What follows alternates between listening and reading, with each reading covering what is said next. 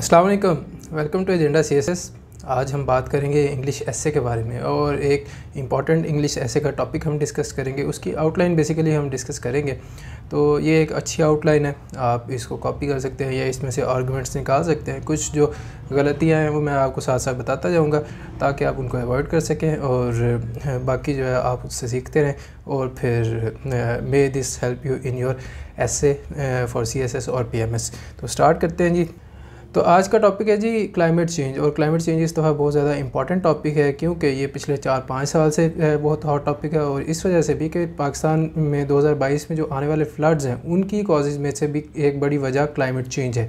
ठीक है, तो इसलिए आपको इसको अच्छे से प्रिपेयर करना चाहिए। और ये आपके करंट अफेयर्स में भी आ सकता है, पाकिस्तान अफेयर्स में भी आ सकता है, एंड इवन इन एसे के लिए ये एक बहुत इंपॉर्टेंट टॉपिक है।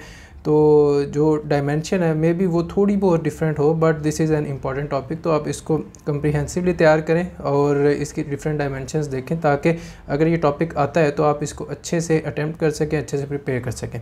स्टार्ट करते हैं जी। टॉपिक का नाम है climate change challenges to the third world countries. अच्छा जी, इंट्रोडक्शन इन्होंने लिखा है और thesis statement, although climate change has triggered repercussions for the entire world yet it has exposed. Yet नहीं आएगा, ऑल्दो के बाद जो है ना बट या येट नहीं लगाते आप। ऑल्दो आपने कंडीशनल पहले लगा दिया है तो फिर second part of the sentence जो है आप सिंपली कॉमा के बाद शुरू कर सकते हैं।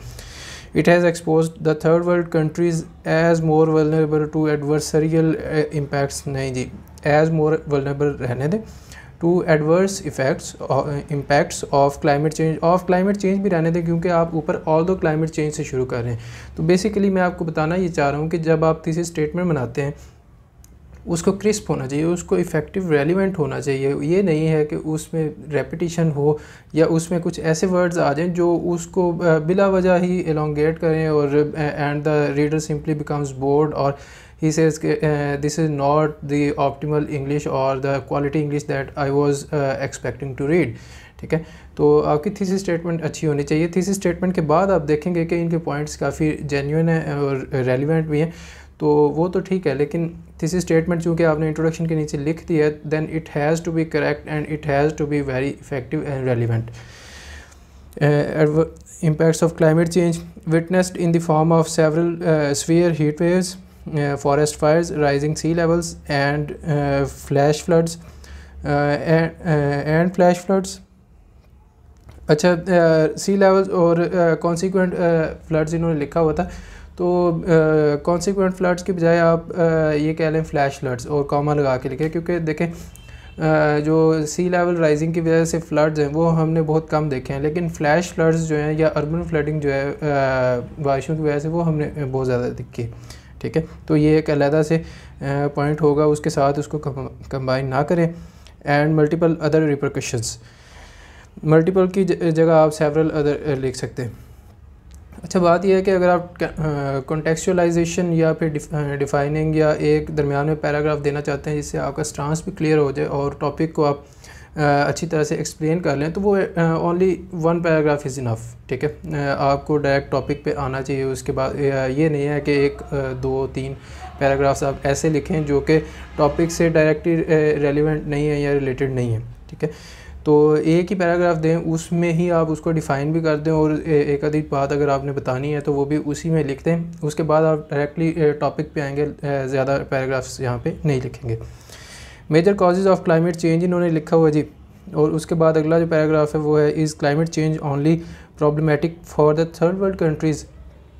तो इन दोनों को आप जो है ना इकट्ठा कर सकते हैं। जो पार्ट 2 है या जो सेकंड पॉइंट है उसको major cause of the climate change की बजाय आप simply climate change as a global threat लिखें।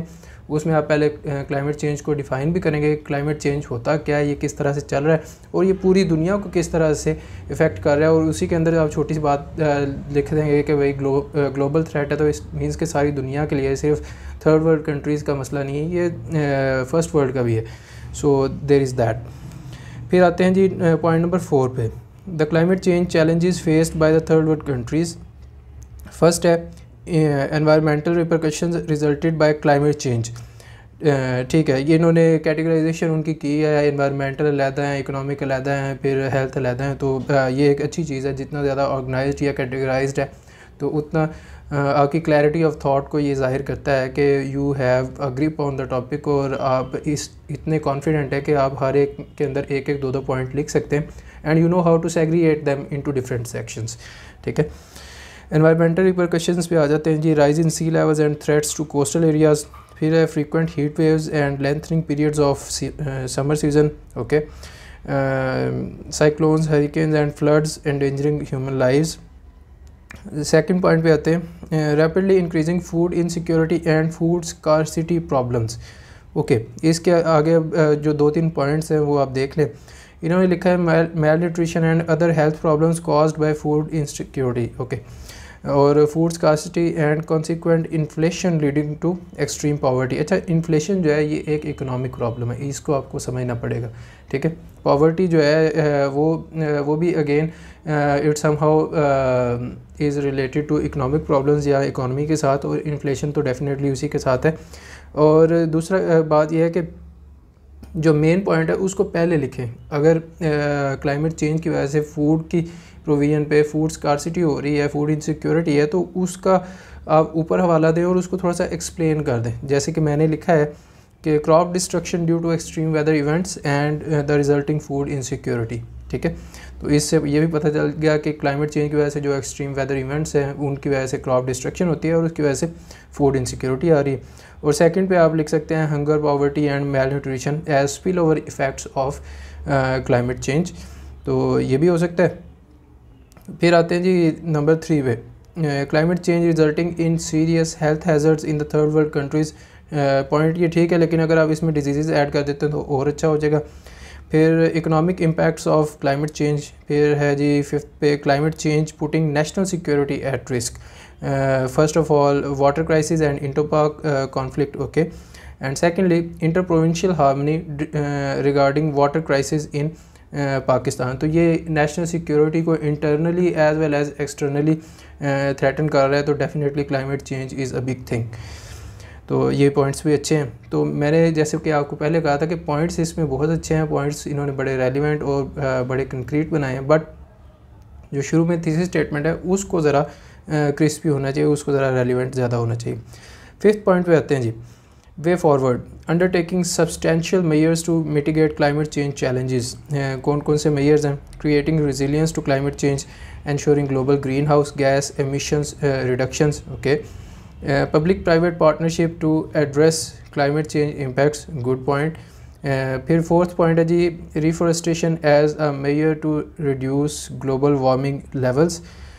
Okay, और cooperation among the developed and developing countries. और फिर 6th पे आ गया conclusion। तो ये एक अच्छी आउटलाइन है, लेकिन थोड़ी सी कह लें कि इसमें 1-2 पॉइंट्स की कमी है। अगर आप इसमें मैंने जो काउंट किए थे तो देवर अराउंड 17 पॉइंट्स, तो अगर आप इसमें 2 पॉइंट्स और ऐड कर लेते हैं 19 के अराउंड होते हैं, तो आप जब उनको लिखेंगे इंट्रोडक्शन, कंक्लूजन और बाकी के सारे पॉइंट्स मिला के, तो इट गोज़ अराउंड 2200 और 2300 वर्ड्स ऐसे। तो और वो एक बड़ा अच्छा ऐसे कंसिडर किया जाता है, बड़ा हेल्थी ऐसे किया जाता है अगर आप वो 3 घंटे में लिख लेते हैं। तो सिर्फ 2 पॉइंट्स आप मेन आर्ग्यूमेंट में ऐड कर दें कोई भी, तो it will be a very good essay and it will fetch you good marks, and I hope it helps. बाकी नेक्स्ट वीडियो में हम डिस्कस करेंगे इसी का इंट्रोडक्शन, और एक पैराग्राफ को भी हम देखेंगे कि इंट्रोडक्शन की और पैराग्राफ की लेंथ कितनी होनी चाहिए। मुझसे ये पहले भी सवाल किया गया है कई दफ़ा कि हम 150 वर्ड का इंट्रोडक्शन लिखते हैं जी, मेरा इंट्रोडक्शन 250 से ऊपर चला गया, मैं उसकी कहानी बनाता रहा और वो कहाँ से कहाँ चला गया, तो उसका कोई मसला तो नहीं है। तो उसके लिए मैं नेक्स्ट वीडियो में आपको बताऊंगा, इसी का इंट्रोडक्शन में पढ़ के आपको बता दूंगा कि कितनी लाइंस का इंट्रोडक्शन होना चाहिए या कितने वर्ड्स का इंट्रोडक्शन इज़ ऑप्टिमल, और स्पेशली पैराग्राफ की भी अगर लेंथ है तो उसको भी कहाँ तक आपने रिस्ट्रेन करना है। तो नेक्स्ट वीडियो में मिलते हैं। टेक केयर, अल्लाह हाफिज़।